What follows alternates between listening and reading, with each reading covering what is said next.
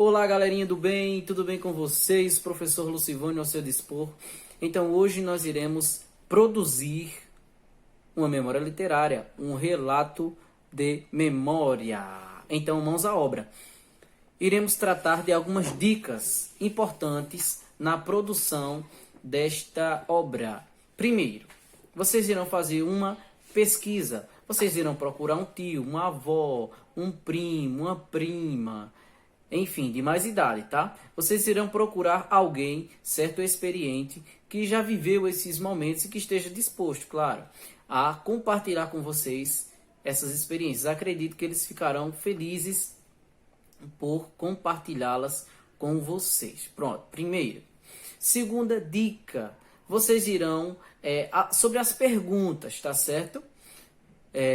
Como foi, como era naquela época, como as pessoas usavam as roupas naquela época, como era os transportes daquela época, moto, carro, ônibus, como era o comportamento no convívio familiar, como era a criação dos filhos, como era a escola daquela época, como eram as professoras daquela época, como eram os meninos, as meninas, como eram os namoros daquela época, como eram as brincadeiras daquela época, comparadas às brincadeiras de hoje, né? As brincadeiras daquela época, como pique-esconde, né? Barra-bandeira, pular elástico, pular corda, polícia ladrão, verdade ou desafio, né? Você vai perguntar sobre o contexto deles naquela época, tá certo, pessoas? Outra dica muito interessante, esse texto será na primeira pessoa, tá certo? Você vai contar como se fosse com você, como que todas essas informações relatadas foi sua, tá certo? Foi com você que aconteceu. Eu me lembro, lembro-me, né? Então você vai relatar isso aí em primeira pessoa, mesmo que você escute de outra pessoa, tá certo? Mas você vai relatar como se fosse você. Você vai incorporar o personagem aí, tá certo? Terceiro, não pode esquecer da literalidade, como falei anteriormente, tá certo? Você vai fazer essa comparação sobre de quando ele tomava banho no Rio Capibaribe, né? E hoje não pode mais porque as águas são poluídas, né? De como ele jogava bola na terra, né? E hoje não pode mais porque as ruas estão calçadas, enfim.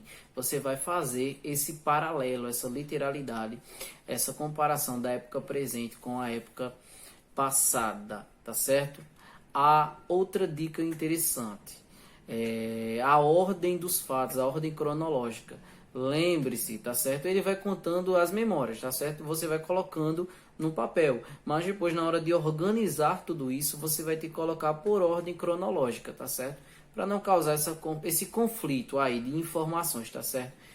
Para que tudo ocorra dentro da ordem cronológica dos fatos. Pronto. Outra questãozinha. É um texto poético, tá certo? É um texto belíssimo, cheio, repleto de emoções, de sentimentalismo, tá certo?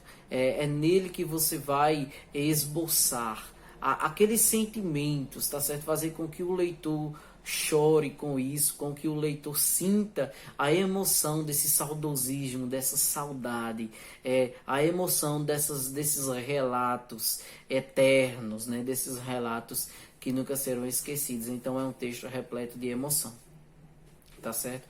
Então, não esquecer dos verbos no passado, certo? Verbos no pretérito perfeito, brinquei, pulei, né?